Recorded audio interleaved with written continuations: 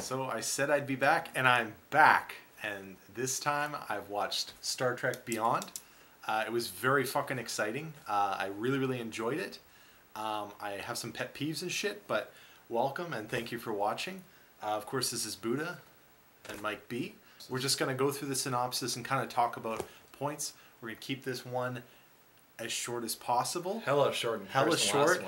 Yeah, because Krull, editing Krull just about killed me.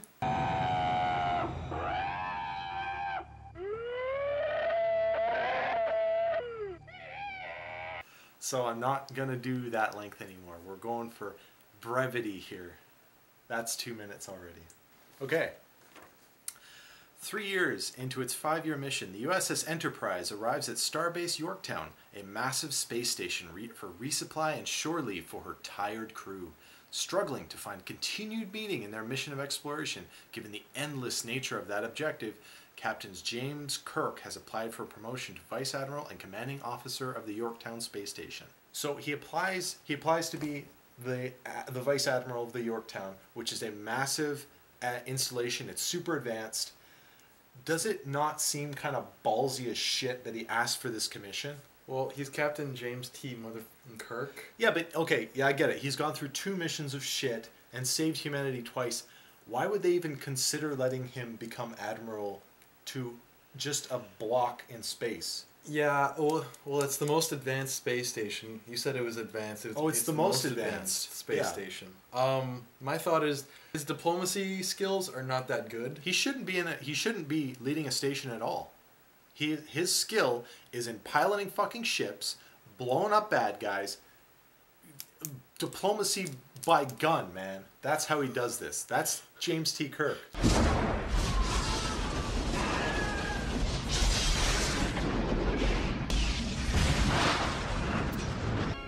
My God, Bones.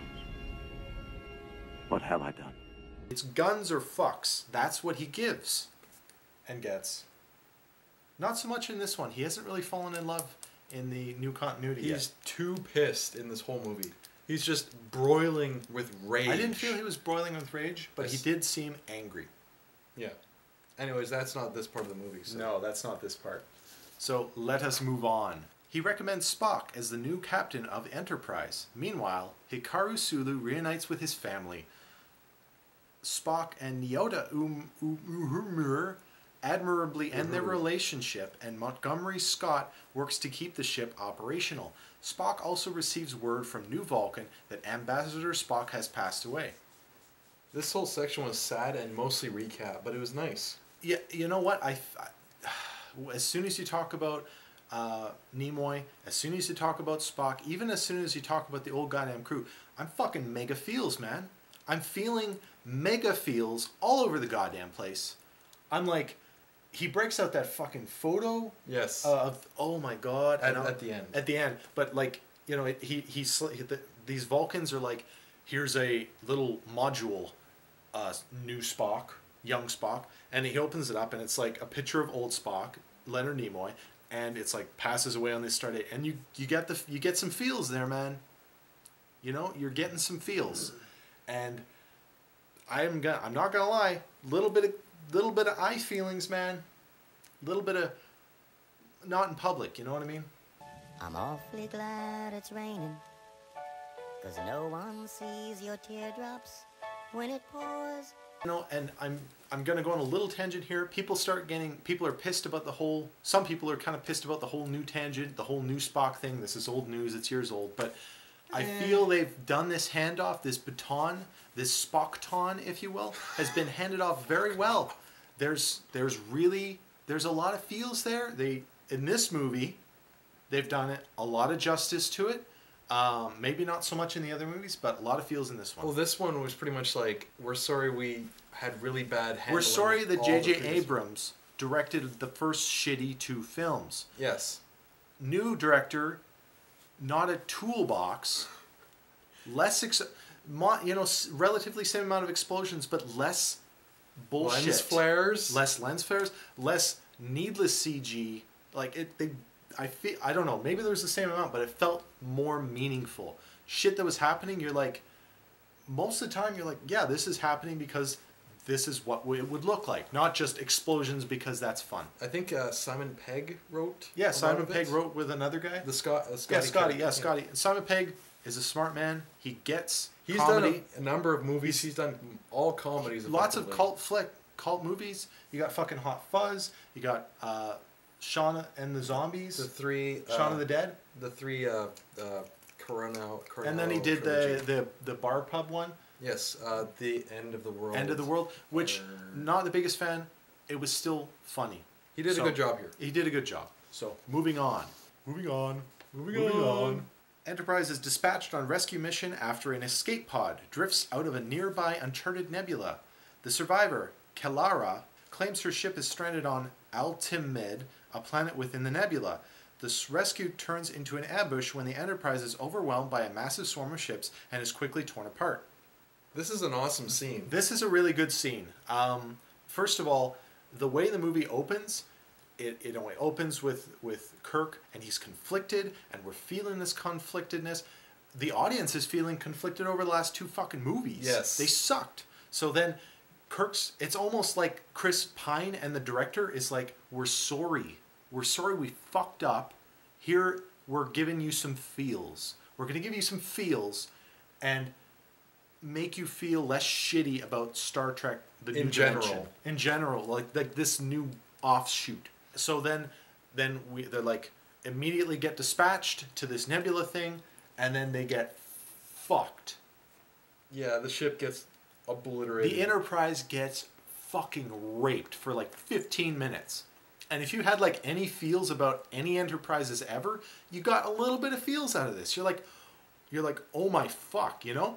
And then, you know, it's first it's like, oh, they're hitting the ship and they're shooting it, and they're like, Captain, we're fucked. And then you're like, oh man, they're fucked. And then no, they're not that fucked yet. And then it's like, no, they're start more fucked. Yeah, it starts ripping the fucking nacelles off, and Scotty's like, they're fucking gone. We're fucked. And then you're like, oh man, this is getting really bad.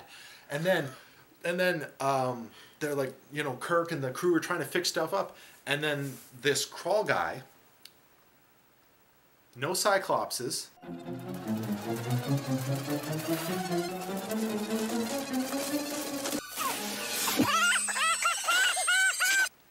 no shape-changing wizards, Very fat, very ugly. there's no little boys who make cinnamon bread. I have a cinnamon bar.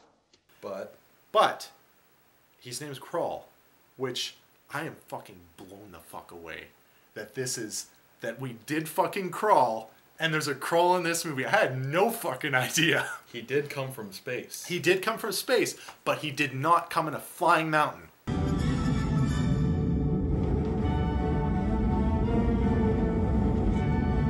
So that is a huge plus in my book. Ironically, he still did have mindless soldiers. He had mindless Almost soldiers exactly the same. that didn't fight very well, that moved very stiffly. I mean, And couldn't shoot worth shit anyways. I am blown away, but I'm incredibly pleased because lol, man, holy shit, That was awesome. that was fucking awesome. Anyways, he's on Krull. Krull gets on this ship, and he doesn't even look that much different from Krull Yeah. and Krull. He's a big alien fucker with weird face, and he's trying to get after this little box, little stone thing. It's super magic. It's going to help him destroy the universe, etc., etc. Because he is evil. With not a lot of plot there. They don't give him much screen time, but he doesn't need much because he's just basically a fairly generic foil for our heroes. Anyways, so the Enterprise is getting ripped the shit apart. Yes. It's getting fucked. It's being boarded. Fucking Scotty's they're like jury rigging the shit out of this, and then sorry, you say. No. Yeah, he's jury. And he's like, Captain, we can just fucking, we can just kind of limp out of here. Let's go. Let's escape. And he's like, let's go, hit it. And Sulu, I believe, is at the comm. He's the commander. Sulu's like, fucking gun it. Let's get the fuck out of here. And then Krull's like, cut off its neck. And then all these ships start ripping off, like right where the saucer midsection. and the tail set. And you're like, no way, don't do it. And it's like, and then it's like, and it's like a money shot of destruction again in your heart. It's like zooming right in. You see like metal and bodies and explosions. Not as many explosions, which is nice. Yes. It's just fire and like rubble and destruction. And these ships are just just chew away in mid-section, and then it's like getting ripped the fuck apart.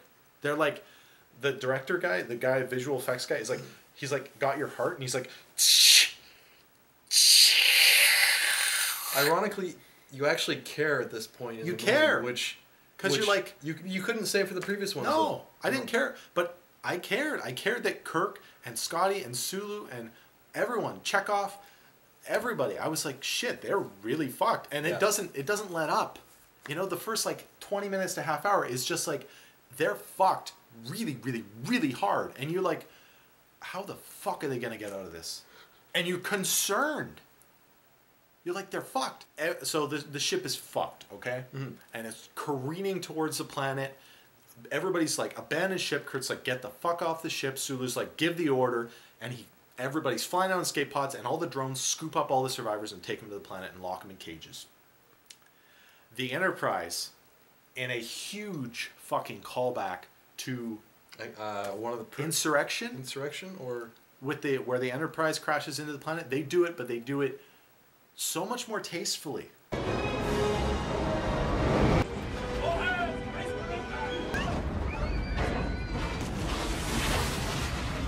They do it so much more tastefully. The last person to get off the ship is the captain. Is Kirk. And he's just like, I was almost like, you're going down with a ship, aren't That's you? what you feel. You're like, it's like, he's standing at the comm.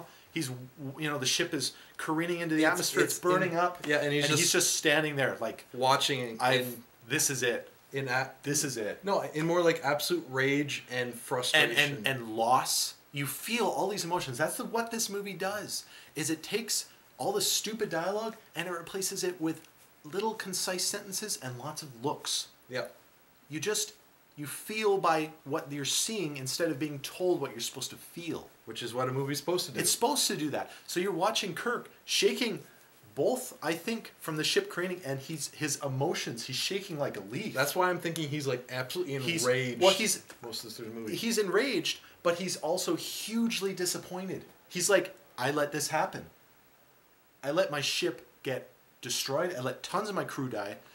This is where, this is it. And you feel that as an audience too. You're like, this is it. They're fucked. I don't think he felt like he let them die. I think he had the whole situation was beyond his control. I know, but as a captain, he feels those feels. Yeah. We feel those feels with the captain. Everybody's all feeling. And so Kirk and Chekhov go with this woman named Kalera, and they find the Enterprise wrecked section. They find it shoved into the ground because Kirk needs to, theoretically, according to what he's saying to Kalera, he needs to find some stuff that he left behind. And he doesn't say any more because she betrays him. He tricks her into going someplace where there's nothing, and then Chekhov pulls a gun on her, and then enemy forces enter, and there's a huge set piece where the Enterprise is, they get the impulse engines on, and it's flying and crashing, and then everything explodes, and Kalera gets killed. She gets actually squished by the top of the Enterprise. It literally comes down straight in the middle, right on her. It's a really well done. It's a fairly well done set piece. I thought it was shot in a way that made it fairly confusing. I'm sure it was incredibly complex to shoot and CG everything so it looked good. It looked good. One of my complaints with this movie is that it's too much shaky cam. It's too much shaky cam, and everything's a little too close or a little too far.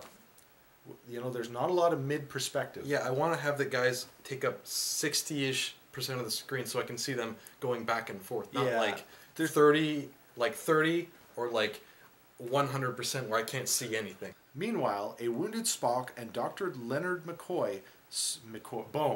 Bones search for the other survivors. Spock confides to McCoy that he intends to leave Starfleet to continue the late Ambassador Spock's work on New Vulcan.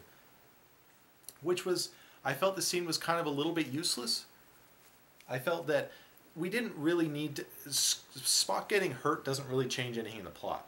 Meanwhile, Scotty is rescued by Jay La. I was right. That's the chick. A scavenger who previously escaped Krull's encampment. She takes Scott to her makeshift home, the grounded USS Falcon, an early Starfleet vessel that was missing over 100 years prior. With Scott's help, the ship is repaired. So... Franklin. Yeah. Yeah. So Scotty gets this hot chick, Jayla, who's an alien chick with like white face and all that kind of stuff. And I totally think they're an item. Like, they feel like they're going to be an item. And he wrote the script, so I'm pretty sure he wrote it that he kind of got the girl in the end, which he kind of does. He kind of does, but I think they both just enjoy each other's company in this movie. I think it's building up to that in the next one. Yeah, no, they're going to be a thing. In the next one, yes, I would say against it. But yeah. So, Simon, what do you got for me? You guys have been writing for almost a month now. Oh, well, you know, I was thinking about introducing a character in Whiteface, you know, because that's so popular nowadays.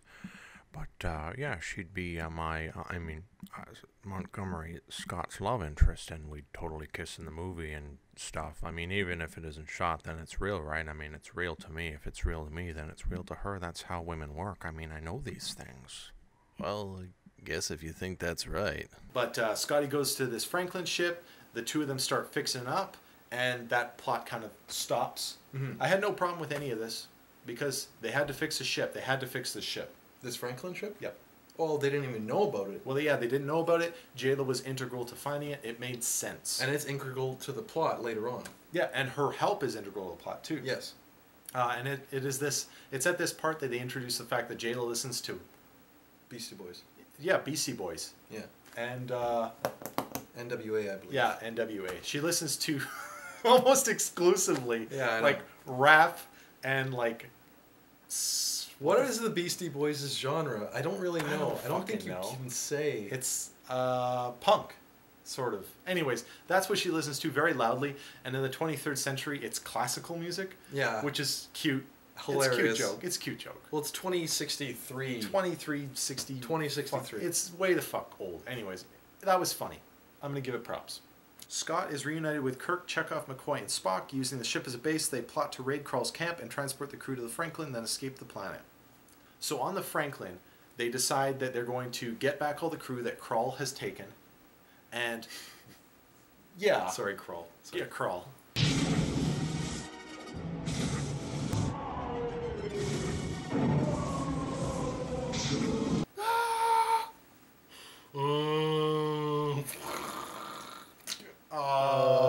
Sorry. So they're gonna get back their crew. Kirk decides he's going to use a motorbike that he found inside the Franklin for no apparent reason. I love how it's in pristine condition. In pristine working condition after like 100 years.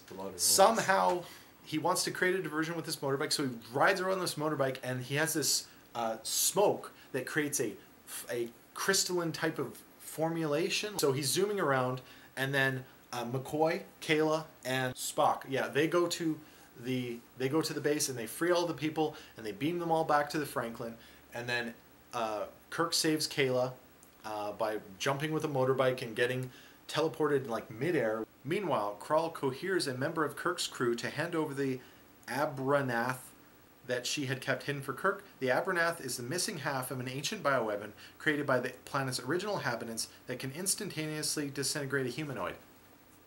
I have to be honest, this weapon was sort of shit.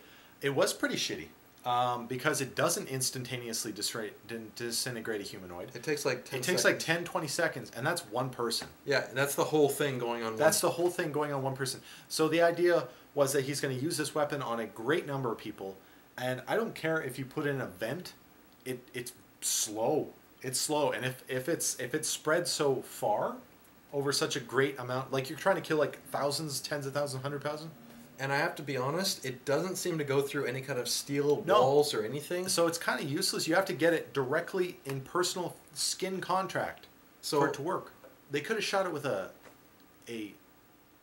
phaser, and it probably would have. It didn't feel very epic.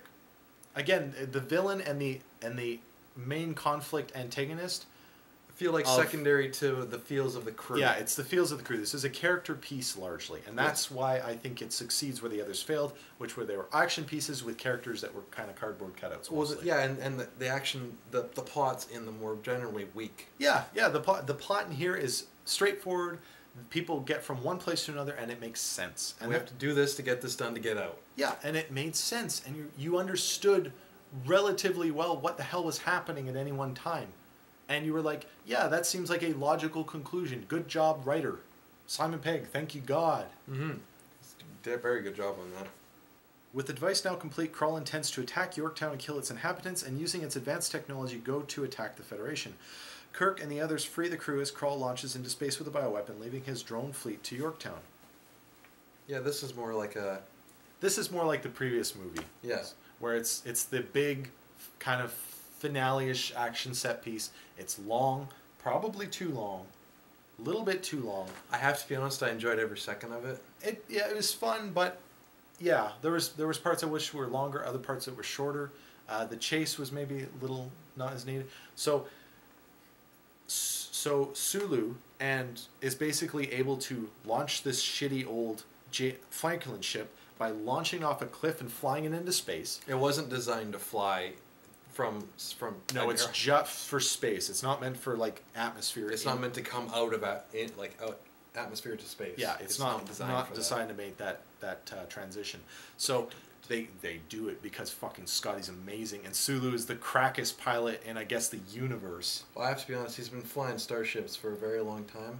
I'm glad they made Sulu good at his job. Every character is more unique, and more structured, useful, and they can do more stuff. And they get a chance to show off their skills. Most of the crew gets a chance to be like, I advanced the plot personally. Or I did something that helped the plot go along. Like Sulu flying the ship, Scotty, Simon Pegg wrote himself to fix every fucking thing in this movie. I have to be honest, it's exactly the same in all the previous Star Trek movies. If there's something that needs to be fixed... Yeah, but I feel like it was much more Simon Pegg fixing stuff in this movie. He gets a girl, he fixes her ship, he fixes another ship, he fixes up the Enterprise as it going down.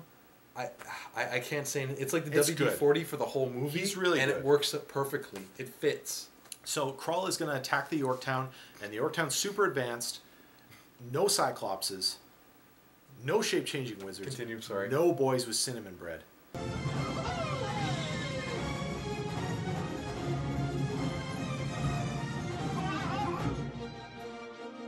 He's going to attack it using the virus, or the thing, and he's going to take over all the advanced technologies and use it as a base of his own to fight the rest of everyone. Because the Yorktown is like the stronghold of the Federation, basically. The Enterprise crew pursues Krull in the Franklin. Scott transports Scott and McCoy into one of Krull's drone ships. After dispatching the pilot, they discover that Krull's communications can be disrupted by VHF transmissions and destroy his fleet. This is the best part of the movie. Yeah, hands down. The best part of the movie is when they figure out that they can play... No, they have to have some sort of something to disrupt all of their communications, because all the ships are like a hive.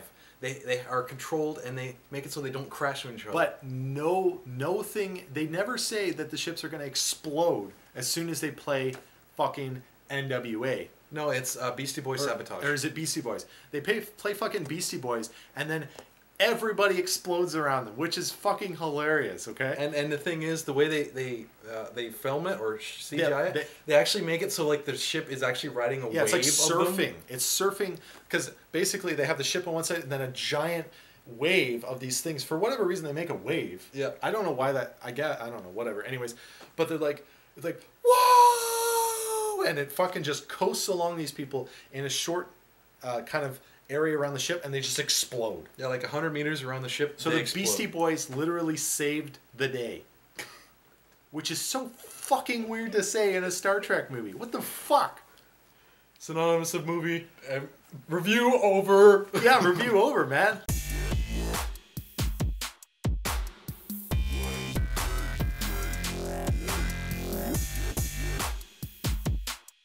But seriously, that was it, man. I was like, well, shit, man. How are you going to top that? It didn't. The movie did not top that. It was just like, that was the best scene. And as soon as the Beastie Boys stopped playing, I was like, oh, no. We're going to go back to just kind of basic Star Trek-y music and not like lulls. I wish they kept the music going at least in the background. That would have been excellent. So fucking good. Or played something else. Like, I wish they were playing like Fuck the Police. That would have been so fucking cool. And like destroying the drones, like fuck the police. That would have been so fucking hilarious. But it was good. It was good. It's the best part of the movie. Krull and his 3 remaining officers crash in Yorktown. As Krull escapes into the city, Uhura and Kirk discover from Franklin's logs that Krull is actually Balthazar Edison, the original captain of the Franklin. A pre-Federation human soldier, Edison became disillusioned after the newly formed Federation forced him to cooperate with former enemies. So, I don't know if this is timely, I don't know if this ex-soldier becoming a captain and becoming... there's several reasons that he becomes upset with the Federation. Paramount of which, that the Federation just did not save his ass. He crashed into this planet. He couldn't get out. No one came to save him, as far as I can tell here. Nothing could get... No transmissions can get out of the nebula. Yeah, no transmissions can get out of the nebula. So, and the Yorktown is close to this nebula. This is another thing that really kind of pissed me off. The Yorktown is so close that within a fairly short amount of time, a whole fleet got to the Yorktown from the nebula. Yeah. They're just like, oh yeah, that nebula, we're just not going to map it. And it's unexplored. Yeah, we're just not going to explore it, even though it's on our fucking doorstep. And this is a ginormous, super advanced space station. Millions of people, hundreds of ships, tens of dozens of explorer class starships that easily could have shot probes. They could have went a little bit more deeper, because Kirk is able to move in and out of the nebula pretty fucking easily. Well, they gotta have someone else who can fly as good as Sulu, or at least half as good. They did shoot probes into it, but they're like, well, that rock's gone. Yeah, they're just throwing rocks in a well. Yeah. So that annoyed me. So that's why Krull, this Edison guy is angry, is because he didn't get pulled off the planet, and then the Federation is all peaceful and shit, and he was a soldier, he wanted to fight wars, very simplistic character, but he was pissed because he couldn't fight wars anymore, and he had to play nice with former enemies. Yeah, and he didn't want to break bread with any of the people that were killing his men. Yeah, which I can understand. It's simple, but it seemed kind of a little flat to me. Again, he wasn't the primary of this movie. Yeah, the primary of this movie was their character, the good characters, the heroes. Did you know there was actually Idris Elba? Yes, I did. Okay. Who we will see maybe in the next James Bond. That would be cool. That would be cool. Yeah. Oh yeah, he can absorb life from other people by his hands. So yeah, with the suit he was wearing. Krull has amazing powers that allow... I don't even know if it's the suit. I think it's the suit, because whenever he was touching the people, his suit was moving. And he sucks the life out of people to prolong his own life. And two of his other officers, only one of which we actually see. Yes. The other one just is... Around or dead or something. Yeah. So I guess that's kind of a loose end. They don't show this other officer dead, as far as I can tell. They don't show him being captured. I think he got exploded in the explosion. And the end of the... Well... And realistically, the starbase would have enough sensors to actually find if he tried to run away. So he goes into the ventilation system with the thingy that is like a bioweapon, which seems more like a nanite kind of thing that just disintegrates people. Very slowly. Very 10-ish seconds, a whole person. Only like a small chick. For a world-ending bioweapon, very slowly. So they're in a ventilation system. The idea is he's going to spread this bioweapon throughout the whole of the Yale town and kill everyone with the bioweapon. They're putting it through the air ducts, basically. Yeah. And the air duct is this one like on the top of a giant tower symbol room. Yeah, it's a glass container and it uses gravity as the air duct, I guess. And you see, so it's at the center of the Yale town. It's right in the center, so gravity's all fucked up.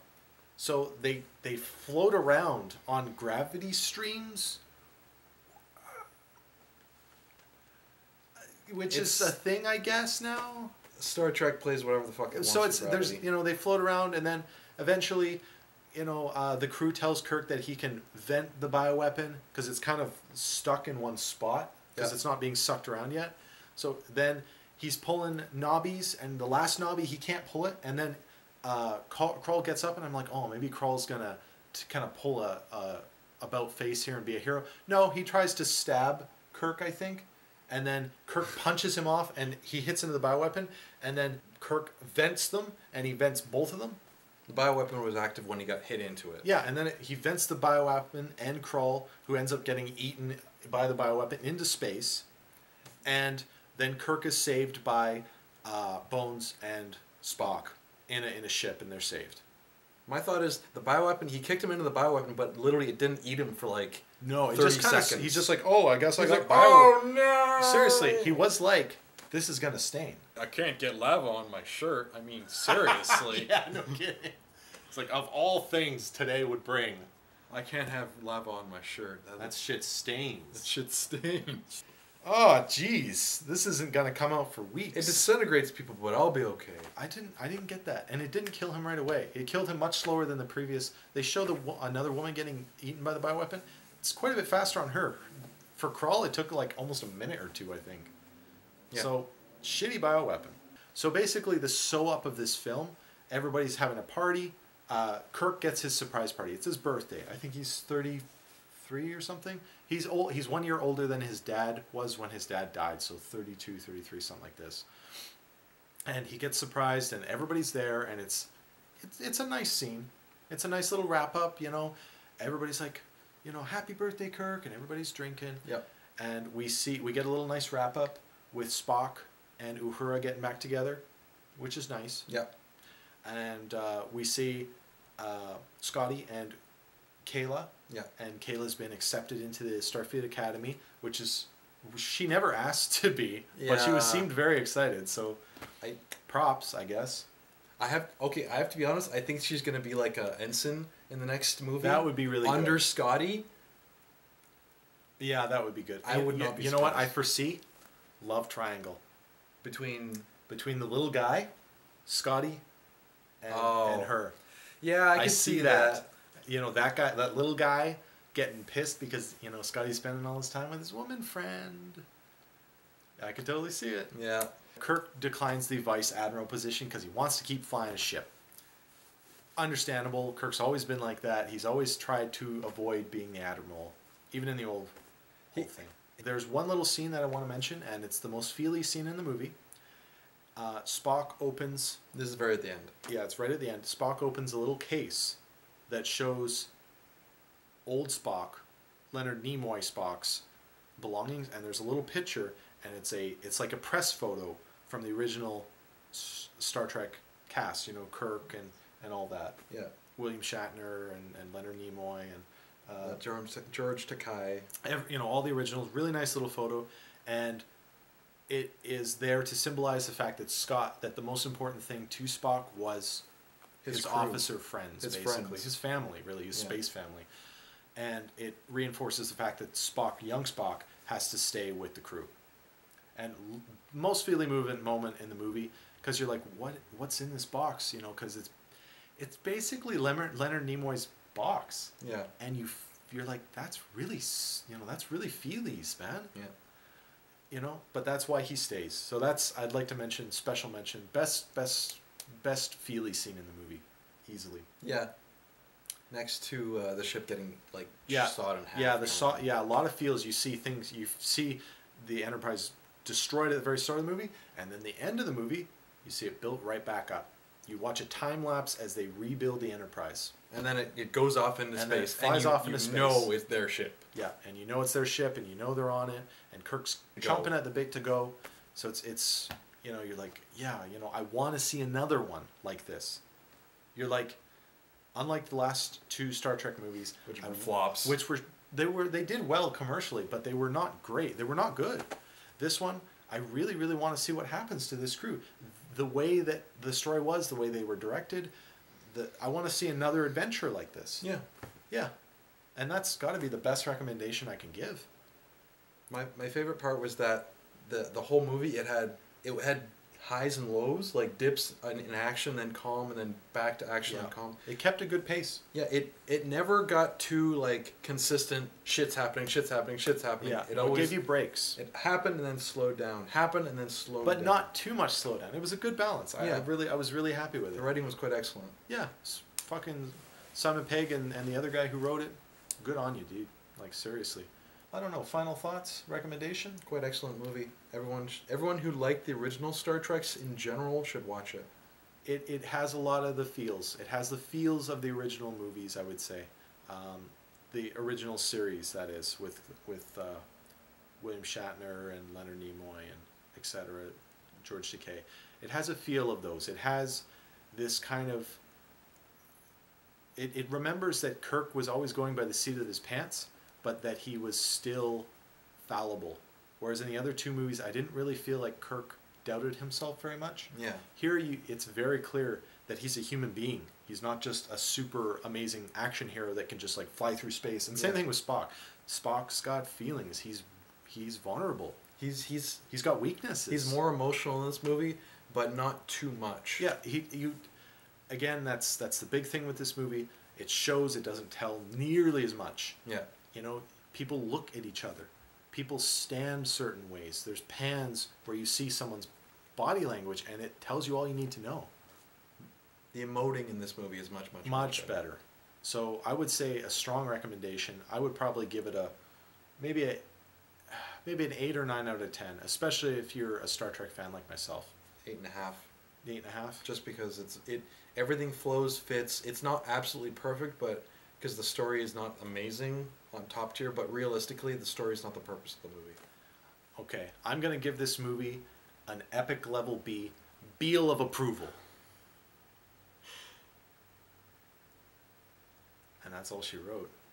Well, thank you guys for watching. I hope you found it very exciting and entertaining. Maybe you'll go see the movie if you haven't already. It's well worth the ticket price. I don't know anything about the 3D because I saw it in 2D, because 2D is cheaper and 3D gives me a headache. Would this be worth maybe a D-box seat, the shaky seats? Probably. Yeah. Yeah. But yeah, keep on watching, and I'll probably have something new coming up in the next couple of days, if not the next week. Perhaps something to do with robots and overlords, but we will see what happens. So it's Mike B and Bhudda signing off. See you guys. See ya.